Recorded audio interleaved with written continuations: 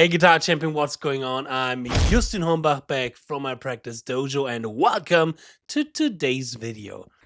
As you might know, last weekend was the 𝙬𝙀𝙀 Guitar Festival here in Germany, a really great event, and I was there as an artist, giving workshops, performing and teaching you guys how to speed pick and how to practice correctly to boost our shred skills to the next level. And there I not only had the chance to meet one of my biggest heroes ever, Mr. Paul Gilbert, but I also had the opportunity to have an interview with him. I had a really interesting talk and chat with him about picking, about improvisation, about left hand technique, endurance, and a lot more, which you are going to see in the next couple of minutes. But before we're going to start with that interview, I just wanted to talk a little bit about how this interview actually has happened. Because at that festival, the 𝙬𝙀𝙀 Guitar Festival in 𝙬𝙤𝙀𝙀, I was also performing and giving a workshop and a masterclass for everybody about, as well, speed picking, practicing, all this kind of stuff.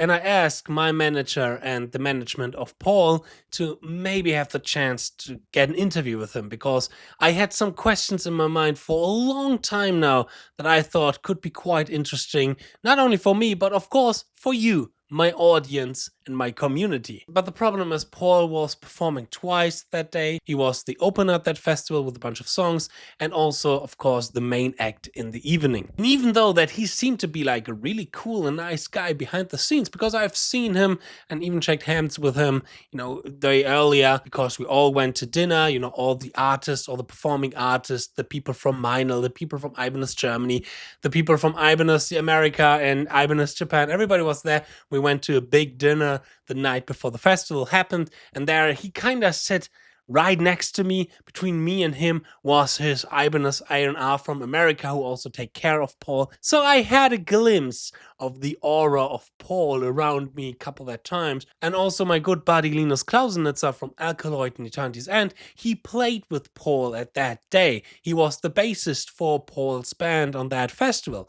And they all told me, okay, Paul is such a nice and such a really cool guy, and he is more like a kid, really fascinating about everything, really excited and really curious about this whole event and everybody. But I never really talked with him because I was a little bit too shy, approaching him like, hey, do you want to have an interview with me, 𝙎𝙤𝙢𝙀? No, I don't do it like that. So I never really knew if this interview really is going to happen. My information was it's going to happen when Paul wants to have an interview. As I mentioned, he played twice, he was tired, maybe a little bit jet-lagged, he arrived 2 days earlier, so there was the big potential of him saying, hey, I'm too tired, I don't want to have an interview or something like that, I want to have some time to rest and to get ready for the big performance tonight, which is absolutely fine and absolutely alright and cool. And then 1 hour before my workshop and my performance, I grabbed my guitar, went to the VIP area, just warmed up. I got a call from my management, and my manager was saying, okay, Paul is going to do an interview right now. So I throw away the guitar, I ran at my car, I ran into the media room where the interview was going to happen. I set up everything. I was extremely excited, extremely nervous. I didn't have any time to prepare. I had the questions in my head, but I didn't have not much of time to, okay, how should I ask him those questions? It was really improvised. And I'm not really familiar with this kind of situation, interviewing people in person. I mean, if you know this channel, I've done that while, with Tom Geldschläger, with Christian Münzner, with some people. But most of the interviews that I'm doing is over Zoom, where I have time to prepare and to set up everything. Here now it was like, now or never. So I, ran there, tried to organize everything, forgot something in the tent, have to run back, and was really out of breath, out of shape. And of course, really nervous, because there was motherfucking Paul Gilbert sitting on the couch, and he was just, jamming around with his Ibanez and with the Kemper amp, and it sounded so great what he was improvising there. I wish I didn't had to set up all the cameras and everything, because I wish I could only sit there and listening to his playing, because that was really, really beautiful. So I'm really, really sorry about some things in that interview. First of all, Yes, I know that I don't have to do an or an interesting or whatever between every sentence of Paul. I'm sorry, I was extremely nervous. And there were so many more questions that I could have asked Paul, but I didn't know how much time I had in that interview. It was just like, okay, right now, you're the first, there are other people waiting, so I don't want it to overextend the time that I had with Paul. On the other hand, the information that we got out of my questions and out of this interview is really, really fascinating, interesting. So let's start with the interview. I transcribed some of the licks that Paul is playing here in that interview. You will see them on screen, but also you can find them as a free downloadable PDF and guitar profile. Just check the link in the description box. And I here and there will cut to this room, so I will give some additional information and my point of view of some things that Paul is explaining to just give a little bit more of context and information. Alright, that being said, there's only one thing to do before we start: to subscribe to the Justin Hornbach channel if you want to have more Shreducation. And now, let's check out the interview. Alright, so... Alright, are we rolling? We are rolling, yes. Well, hey, thank you, Paul. Thank you for, it's an honor to have you here on my channel and on my YouTube show kind of thing. Thanks for having me on TV. My channel is mostly based around education and the beautiful science of practicing, because I love practicing guitar. It's the best thing ever. It is fun. One question that I always have when I talk with some of my heroes is, how was the practice sessions or the practice routine from you back in the day? Let's go back a little bit, like 40 years ago, a 20-year-old Paul Gilbert. How was your practice routine and session back in the day? That's always something. Which the age again? 20? 20, yeah, like 20-year-old Paul Gilbert, or 18-year-old Paul Gilbert. Well, 20 was significant because I went to school, to GIT, when I was around 18, and everybody there held the pick differently than I did. And I thought, well, maybe I should try it because everybody else is doing it this different way that I've never seen before. And it didn't feel, it was new. Anything new doesn't feel good because you're not used to it. Mm-hmm. And so I thought, well, I'll just try it for 5 minutes a day. Mm-hmm. And, it's going to be a terrible 5 minutes. I'm going to be uncomfortable. But after a week or so, it was a little bit easier. Mm-hmm. And then I think, I remember I actually counted. Like, I wanted to see, like, how long is it going to take before this really feels good, right? Do a gig. Mm-hmm. And it was about 9 months to like really add on a completely new way of holding the pick that I hadn't done before. Mm-hmm. Now I kind of do both. Nice. I have 2 completely different methods of holding the pick, maybe even 3. But what it was, like, most of the people I would see at school would have the side of their first finger, not the flat part. The flat part's got most of the skin. Yeah. So that's tempting because you get a better grip with more skin. But the problem with that is the angle's funny. So people push it over like that, and that's kind of standard rock and roll pick holding. Totally. And so that took me a long time. So I was working on that at the time, and really my technique was really formed by then. So it was more coming up with variations of things that I did already. So I was really enamored with 3-note per string. I'll call it architecture. Where things were built that way. If you have one good lick, with the 3-note per string thing, then you just find all the different fingerings that are 3-note per string. I think the one that I discovered that was exciting was this, like, A minor 7th, where you go, and this one's spread out across the string, so that.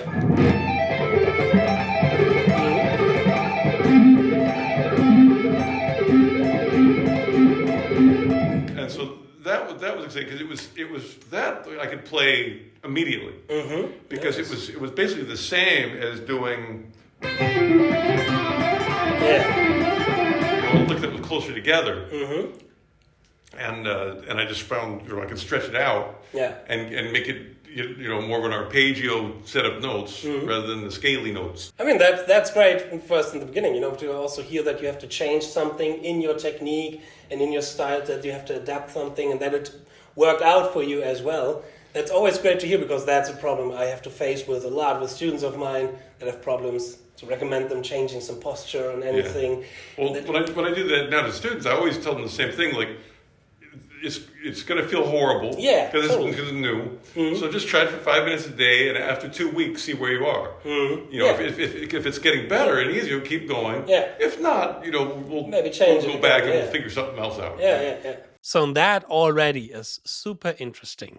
I read about that in some, magazines and some articles, but never heard it from Paul himself, that he had to change his right-hand picking technique when he started approaching MIT and seeing other professional musicians playing guitar. For those who know my channel know I have a concept which is called avoiding unnecessary consumption of energy, AUCE. Since a few years now, I really dived deep into the biomechanics of right and left hand technique, and I found out some really interesting stuff that I've talked about here, and for example as well in the ZEN of Speedpicking, my big online masterclass about speed picking, where with more than 50 licks, 10 etudes and 4 walkouts, we will boost your speed picking and your shredding skills to the next level. Link is in the description box. Then one thing that I found out is certain postures, a certain way to hold the pick and to do the picking mechanic is consuming energy. And even though that certain techniques can work for a small amount of people, for the general amount of people like myself and probably you, the viewer as well, it will not work. And one thing is the way how we hold the pick. In my ultimate guide of speed picking video, I talked about how to hold the pick correctly and how certain postures like this one, the one that Paul is explaining here, can activate certain muscles unnecessarily and strain energy that is potential and that is needed for precision, for fast playing, for endurance, for a lot of things. That's why he also figured out, without knowing the biomechanical stuff, he also figured out it is best from going from this position to this position. He's still using this position. I'm not 100% sure why, because there's no limitation when you hold your pick like this. You can still play everything, funky stuff, rhythm stuff, speed picking stuff. Maybe it is a sound kind of thing, or he has just fun to hold the pick sometimes here and there like that. But if you want to speed things up, he goes into the correct picking posture. And the tip from him that he's doing it 5 minutes every day is really, really crucial. I really recommend to do this as well. Changing your posture when you've played for a couple of years is not easy. It will always feel strange and weird. But I've seen in so many of my students and my clients and everybody who's doing the ZEN of Speedpicking online course, I've seen from everybody who stick to it that at a certain point it will start to feel natural and you will see the benefits out of holding your pick like this. So there's one solo from that time which is kind of legendary for us shred community, and that's the intro solo of Intense Rock 1.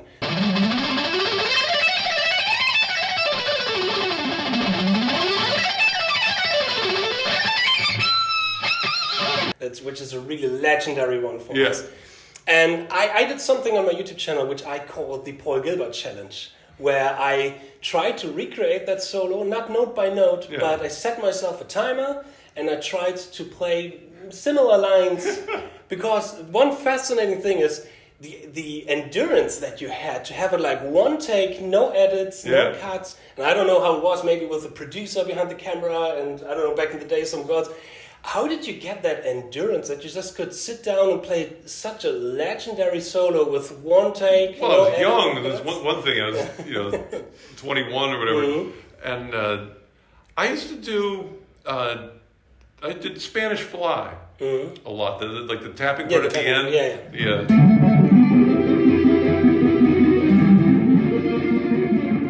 It's a big stretch. And it was demanding to have that trill going. So I think, today when I did the concert, one thing that I liked that I did, I was improvising, so I never know what's going to happen. But I'm playing along, I think it was in C sharp or something, and I just started going.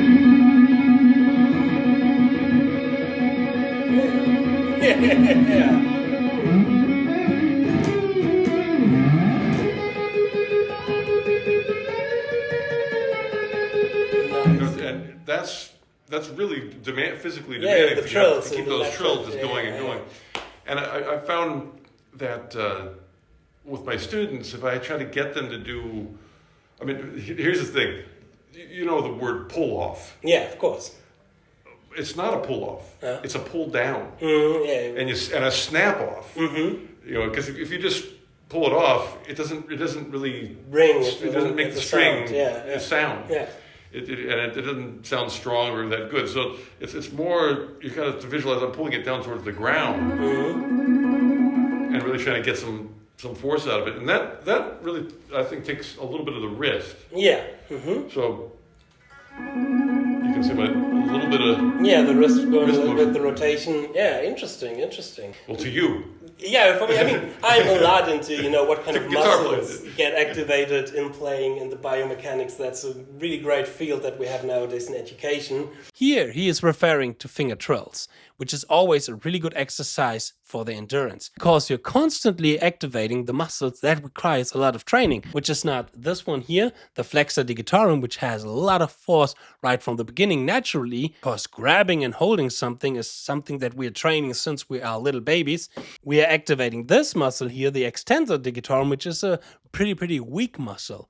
I talk a lot about this in the Gateway to Shred, my 4-week shred transformation for beginner guitar players. And there I also showcase different kind of levels of trill that you can do, that you can even speed up the process and gain more endurance out of your left hand, even though that some of these exercises can be quite tricky for the left hand. So it's no wonder for Gilbert to have that crazy endurance right from the beginning, because he was doing the trills a lot. The trills is a really effective exercise.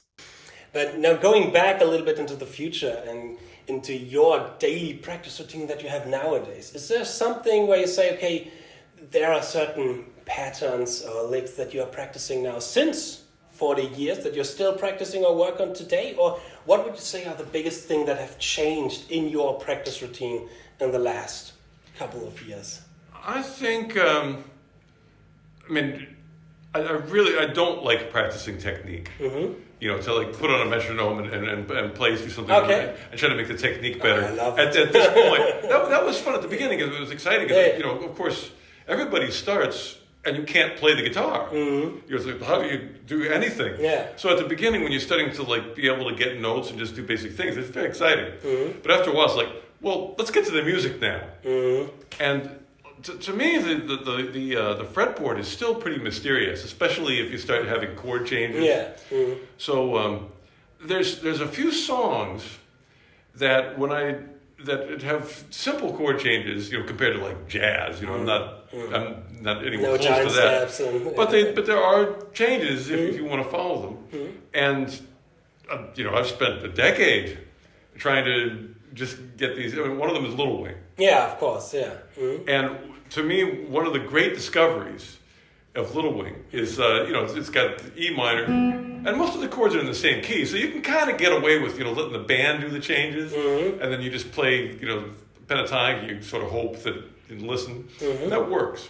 But the one part that always tripped me up, is E minor, and then G, and A minor, Back to E. and then back to E minor. Now the B And the chromatic down. that B minor, now that's an odd thing because most songs when you have the 5 chord, they change it to a dominant 7th chord. Yeah. So, and then but this one is not, and that's not that common. And because it's not that common, I had no idea what to do there. So I figured out it's 5 notes. And first of all, you want to play the triad, and then you play Crazy Train, maybe it's the minor 6, and then you add on the minor 7th. Yeah. So The easy way to remember it is, if you're in E, a really nice set of notes is your first 3 notes in the scale, and then below it, you've got the 5th and 7th. So like. Don't play the 6, because that's sort of like that's dangerous. Yeah. If you hear it, you want it, do it. But overall, that's a really nice set of notes. You tend to be melodic if you use those. So that's those 5. Now all you have to do is just take these 3 and move it up to the next 3 notes in the scale, but keep the bottom ones the same. And that's na-na-na-na-na. That sounds really nice for your minor 5 chord. And again, it's not that common, but I'll give you a couple other examples. When you have the Robin Trower song, I Can't Wait Much Longer, which is, that's the 1 chord, and then the 5 in a minor. And it just does that like the whole verse. And it sounds so nice. The other 6 sounds nice now,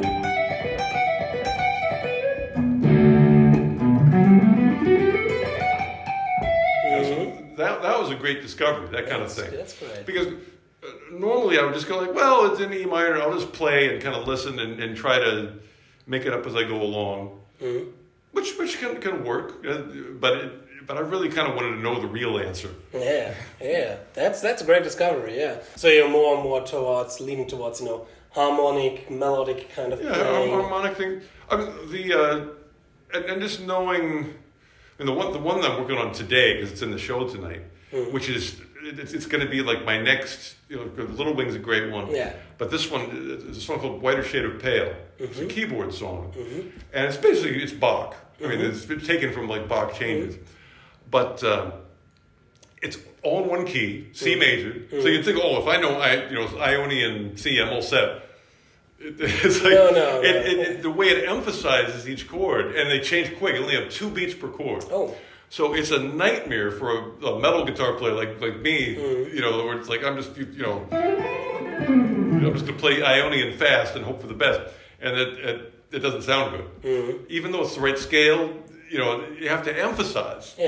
And so to figure that out, first I need to know the chords, and the chords are tricky because the bass note is so often not the root. They can start to C. The next chord is an E minor. The 5th and bass. With the 5th and the bass. And it took me decades to learn that chord. It was in a lot of Beatles stuff. Like, I read the news today, oh boy. The Beatles use that all the time. But I always thought it was like the AC/DC chord. But it's not. And so I had to figure out what to do for that, and basically I just ignore the bass and go with the triads.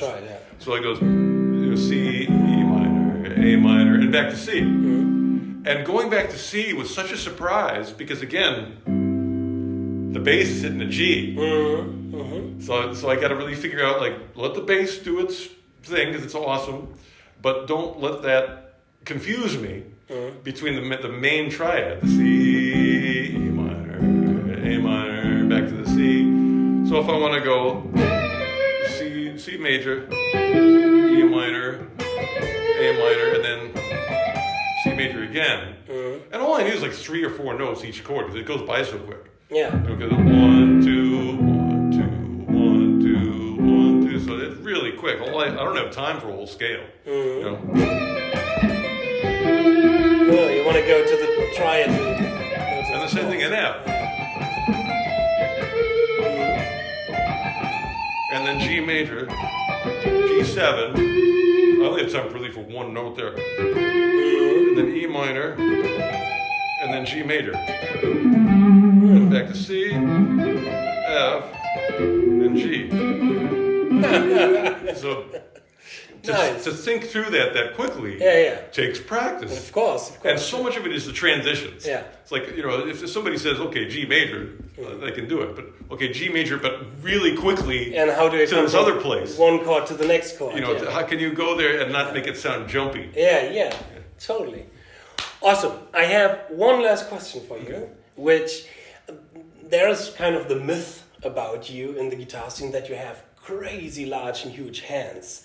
So it's more not a question, but on my channel I once made a video because I was running around at NAMM with a measuring tape, measuring the hands of guitar players that I like, because I wanted to find out, I'm a scientist, I wanted to find out what kind of impact does finger length has on the playing. So is it okay to you if I would just quickly make a photo of your left hand to see in my science lab how big your hands are? Well, I have a good way to show that, which is a lot of times when hand size, people think like, well, how far can you go Yeah, horizontally? totally. But I think that the thumb over thing is really important, you know, because I've like come from the 70s, you know, learned Jimmy Page and Hendrix, and so to be able to play, you know, the neck is kind of, well, I guess it's wider up here. So if you have like, and you're able to keep like a bass note, and then do, you know.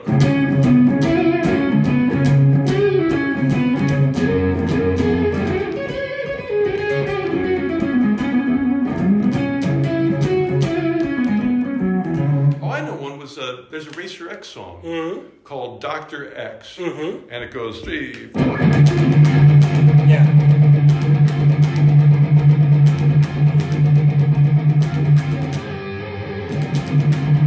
And so that's. I once tried to cover 𝙤𝙤𝙢𝙚𝙦, and there you also have this kind of rhythm. Yeah. And the thumb over the neck. That's not easy for small hands.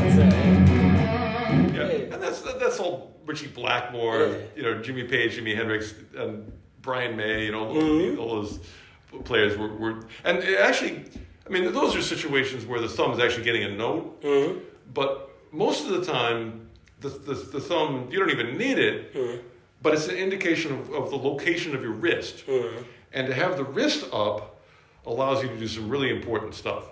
So just like the roll, that's the rotating the wrist. So like, you have a solo like Lights by Journey. That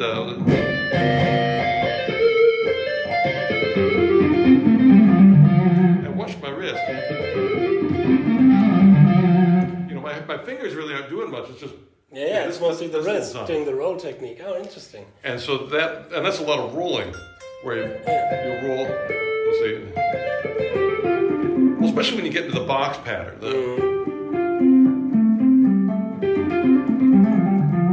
Awesome. And that's effortless with the thumb up here. If I had to do it here, like it would just be tension here, and there'd be a lot of string noise. Because I can't roll without like. That's interesting to hear. So this is also something that I already found out doing my research for the biomechanics of the left hand. When you have your thumb in the middle of the neck and you bend your wrist, you are also bending, again, that muscle here, the so-called extensor digitorum. Every time when we bend a muscle before we are using that muscle, we are straining energy out of that muscle. And there's a constant pressure in this muscle, which will lead definitely to a lot of loss in precision and endurance in the left hand. Even though that our fingers maybe seem closer to the fretboard in the beginning, we had to fight against a lot of unnecessary force coming by bending this muscle. Try to feel the difference between this and this. How this posture is much more relaxed than this posture here. So it really cleans things up. You know, you're able to mute better with the left hand, and it makes vibrato easier. Yeah, totally. With the wrist motion. Really, I mean, the only time when I'm not doing that is if it's a bar chord. Yeah, awesome, Paul. It was a pleasure. Thank you so much to finally meet you in person, giving you some questions, and thank you very, very much for your time. And wish you a great show later with my good buddy Linus on bass. I play in a couple of bands with him. He's a great bassist, and it's going to be a great show. Yeah, awesome. Well, wait till tonight. We've got some good things in store. I can't wait. Awesome. Yes, and that was my interview with the legendary Paul Gilbert. I hope you liked this little video. I hope I'm going to see you in my next video. I wish you a lot of fun learning, practicing, and mastering the guitar. Cheers, and pour your progress. Bye.